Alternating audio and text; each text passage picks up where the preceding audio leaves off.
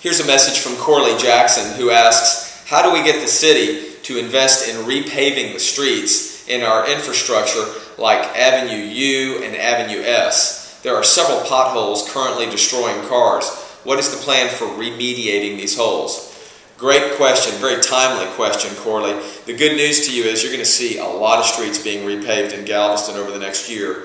It's money that we've been given by the federal government that has a time limit on it, so we're going to expedite these things and we're going to prosecute them with pretty good speed. You've seen the state repaving Seawall, Broadway, and Harborside, because those are actually state highways.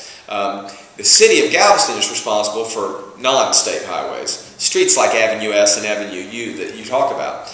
We have a list right now at the city of Galveston, and we keep this list, that are the worst streets, and it's in an ascending order, starting with the worst and going down to the ones that probably need the least amount of work. We determined that when you cross-reference that with amount of use, that's a pretty good matrix on which ones to start with. So downtown, not surprisingly, is a pretty busy intersection and area.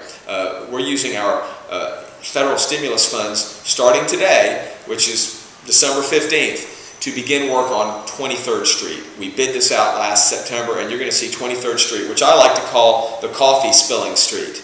Because when you're in the car with your cup of coffee, you know what? It doesn't stay in the cup. It gets on your clothes because it's so bumpy. It's like being on a vessel.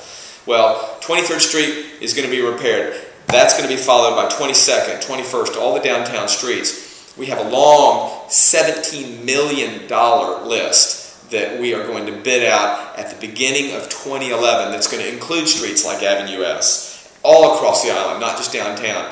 The good news is this federal money that we've been given from the stimulus and from FEMA and from the Community Development Block Grant money that came as a result of Hurricane Ike is going to literally see repaving in the realm of tens of millions of dollars. So what I want to tell you is the city has a list. We can get that list to you if you want it, and we combine that with use. In other words, how many people are on those streets every day, and from that matrix we decide which ones to do next. So you're going to see literally miles and miles of streets repaved during the year 2011, and I'm real proud of that.